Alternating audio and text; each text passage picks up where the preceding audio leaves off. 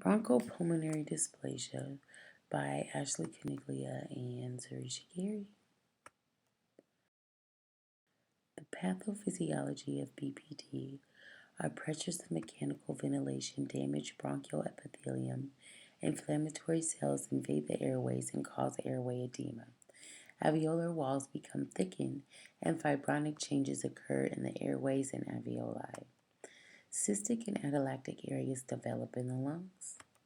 Loss of ciliated cells may also happen and decrease the lung's ability to remove mucus plugs. Also, this could lead to pneumonia and atelectasis.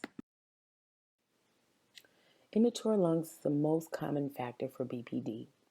Other risks are premature birth, respiratory infection, and oxygen sublimation, also mechanical ventilation. Infants with BPD sometimes have patent ductus arteriosus. The population affected is 20 to 30% of premature infants weighing less than 3 pounds. Here is a set of baby lungs, and on the left is the damaged lungs, and you can see that the alveoli are very inflamed and large.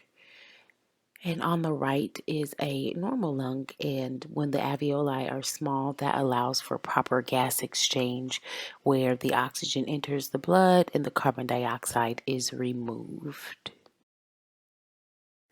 Manifestations of BPD are the tachycardia and tachypnea, and that's related to the decreased oxygenation. We're going to see increased work of breathing, retractions, and prolonged exhalation with increased use of abdominal and accessory muscles. Pallor comes with the chronic hypoxia, cyanosis, activity intolerance, weight loss or poor weight gain, restlessness and irritability, wheezing, pursing, or puckering of mouth with flaring nares. Infants with respiratory symptoms that persist beyond 28 days of life, who need supplemental oxygen by 1 or 2 weeks of age and are still oxygen dependent after 28 days, or who need mechanical ventilation during the first week of life, are those that they would diagnose with BPD. They also do the chest x-ray, and the x-ray is going to show the infiltrates. Treatment of BPD are going to be diuretics like Lasix, and we're going to put them on a fluid restriction, and that's to make sure that we don't get the baby into a fluid overload. Bronchodilators are going to be used because they lessen the airway resistance and decrease the chance of lung damage. You can possibly see the use of theophylline, and that's used to relax the smooth muscles and enhance lung compliance. Antibiotics are given sometimes prophylactically to protect the baby from any infections. And oxygen therapy, it can just be administered if you're going to use the hood, the face mask, or the nasal cannula. We want to monitor their oxygen saturation, and we just want to make sure that it's between 88 and 95%.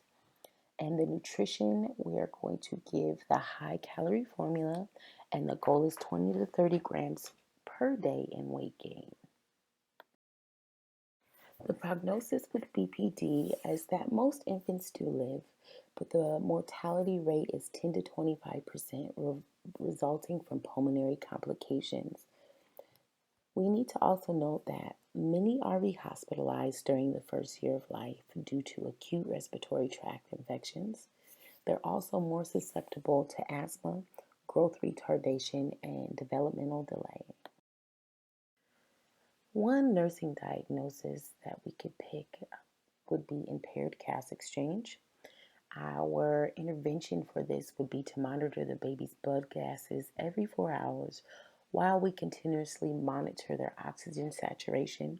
And again, we're looking for that 88 to 95%. We would ensure that the emergency equipment is at bedside in the event that we had to resuscitate the baby. We're also going to make sure that CPR is taught to the parents to prepare them for any emergency situation that could happen after discharge. Our goal will to demonstrate improved blood gases and vital signs by day 3. Another nursing diagnosis is impaired parent and infant attachment. The intervention can be while they're in the hospital. As a nurse, we would make arrangements when possible for the parent to interact with the child. The first few times we want to be present to encourage the parents to participate in the cares.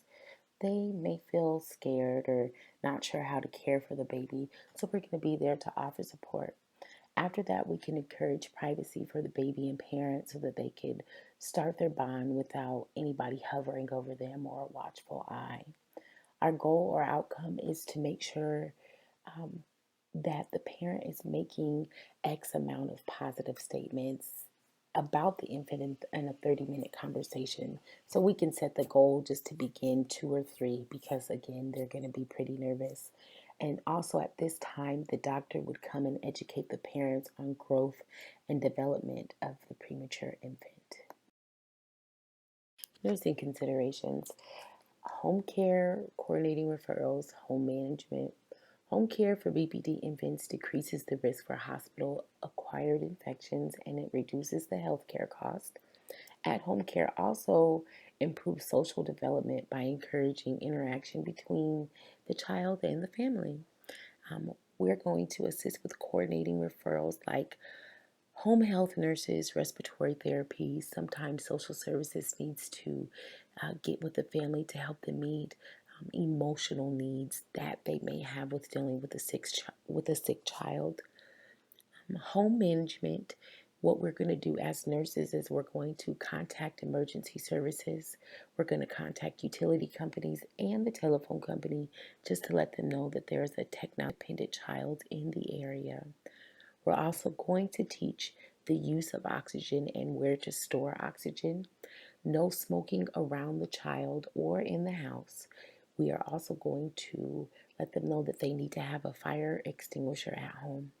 No alcohol or oil-based substances around the infant's mouth because it is highly flammable. Okay, an NCLEX question. What are the manifestations of BPD? Knowing how NCLEX is, it's probably going to be a select all that apply, and there are a lot of manifestations for BPD. So we just need to try to remember tachycardia and tachypnea, increased work of breathing, pallor, cyanosis, activity intolerance, weight loss or poor weight gain, restlessness and irritability, wheezing, pursing or puckering of mouth with nasal flares. A lot, I know. Another NCLEX question that we could see would be, what should the nurse teach the parents to avoid putting around the mouth of an infant using oxygen? And if you can recall a couple of slides back, it was alcohol and oil-based products. So you want to teach if they're going to put anything on the baby, um, that they should read the labels before they apply it to the baby. And finally, our references. Thanks for listening.